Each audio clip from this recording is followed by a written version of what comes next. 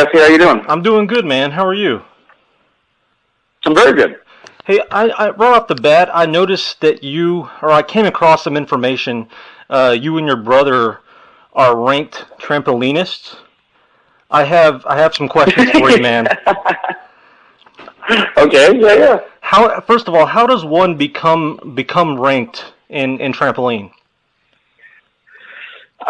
So it's just like competitions, essentially, like any other sport. I was only ranked in Ontario. My brother competed for Canada and Japan, and I think he went to Switzerland, but I know he went to Japan for sure. But yeah, you just compete through the ranks, and you it's basically just a routine of 10 tricks that you put together, and it's kind of like a gymnastics routine in a way. But yeah, we started that when we were young, other than with a lot of other sports, and it's a lot of fun. So you mentioned your brother. He did some trampolining elsewhere, but honestly, between you and me, who was better? Oh, Thomas, for sure. For sure.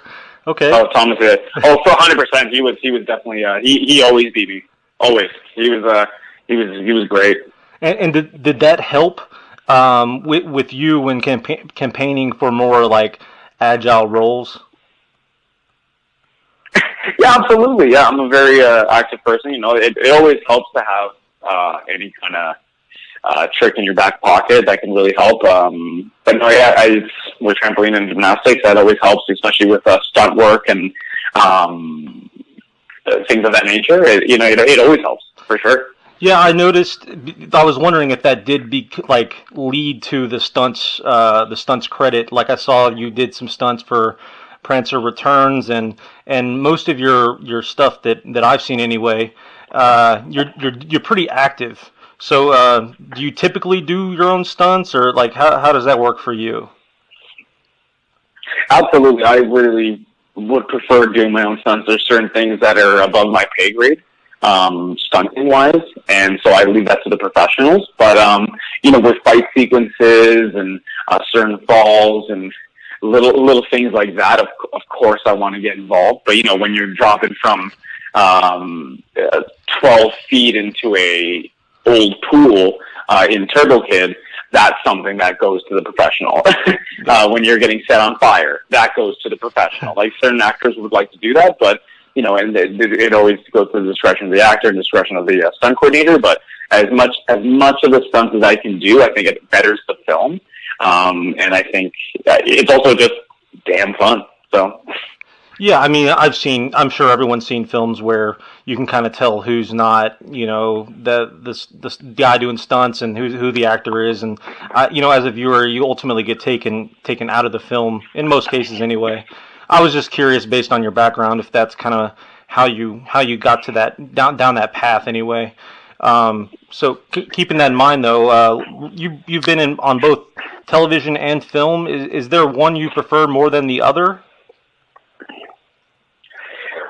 It's so hard because they're so different. Yeah. Right now, I've really, really enjoyed the film side because I was doing television for so long, and when you're doing that, there's a consistency, there's a comfort there. You really know the character in and out, and there's also surprises every week when you get the scripts, which is a lot of fun. And you really build a family over a long period of time. But there's also something amazing about doing something within 30 days, and you have the whole storyline. You have an arc that you have to build, and then you also get to build these instant connections in a short period of time and really become collaborative together. Because there's not, you don't have 10 writers. You don't have directors coming in and out every block. It's one director, one writer, usually a cameraman or two, and you get to really collaborate. And so they're both amazing in their own right, but it's been a lot of fun over the last 3 years to do some really cool, interesting films. Yeah, you mentioned connections, and I've kind of digging deep in your IMDb. You've worked alongside some pretty heavy hitters like Glover, De Niro. What is that like? Were you ever intimidated? Was that scary at all for you? No, honestly, it was being that young. Yeah. When I got to work with those actors. Nowadays, when I get to work with certain actors, it's really, I want to learn everything about them. I want to pick their brain and also just experience the floor with them. But when you're that young, unless it's a very, very specific actor that you know from like some of your favorite films, like for me, when I got to meet Rob Williams, he was my idol growing up. So that was a big deal for me. With De Niro, I didn't get to watch Deer Hunter. I didn't get to watch, Raging Bull. I was too young to watch those kind of films for my parents, but to experience how professional they were and get to meet them was an incredible experience now. But you don't really feel the fear because, my parents also didn't put anything on television for me. They said, look, go have fun and enjoy it. And I thank them every day for that. So keeping in line with the fear element, Knuckleball, you could definitely call it a thriller or even a horror film. Is that ultimately what attracted you to the film and the role of Dixon?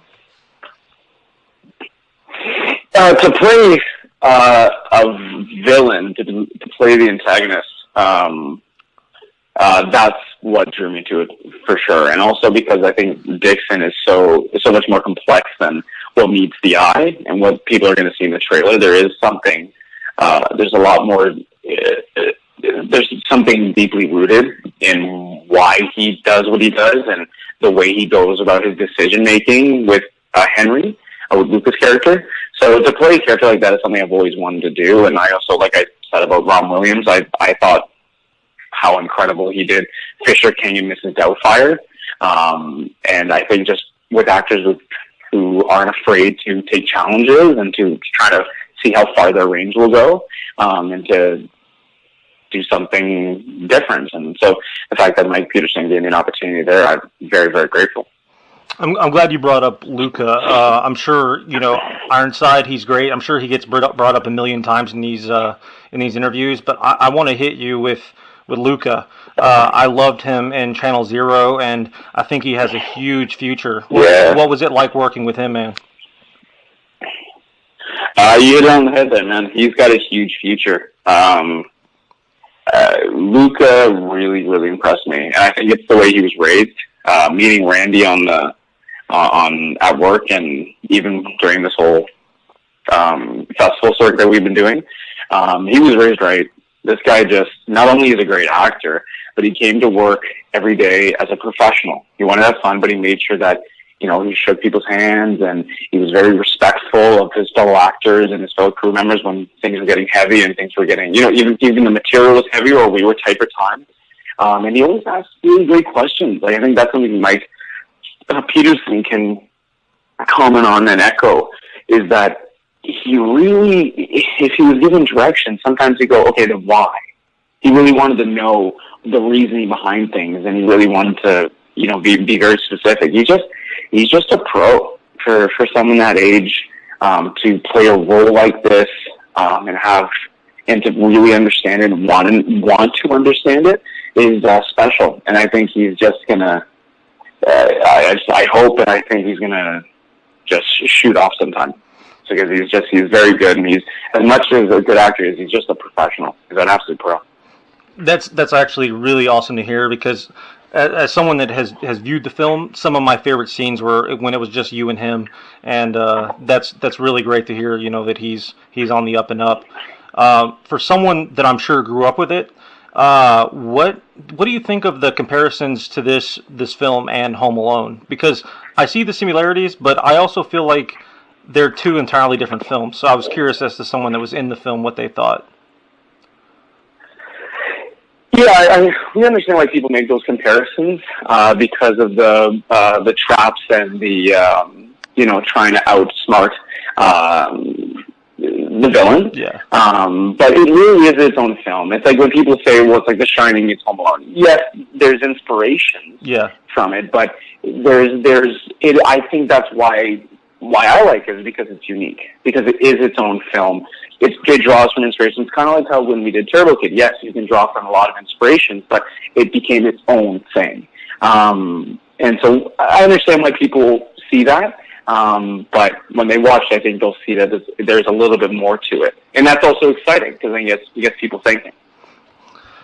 This is my last question for you, man. I adored Turbo Kid. I saw it at a midnight screening. I think what RKSS, like Roadkill Superstar, are doing, it's absolutely fantastic. And so I'm really glad you got you got hooked up with those guys. What can you tell us? Without giving away too much, obviously, what can we expect from Turbo Kid 2? I completely agree. The RKSS are a force to be reckoned with. It was an absolutely incredible experience working with them.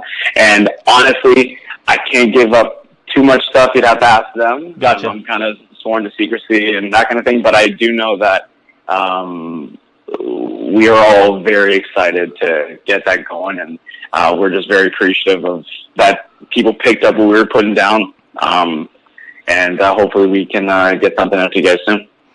Well, your resume is definitely shaping up nicely, man, and you definitely have a fan down here in Houston, Texas, so I definitely appreciate your time, Munro, and thank you, sir. Oh, Jesse, thank you very much, man. Appreciate you watching the film, and thanks for the kind words. Thank you, sir. Bye-bye.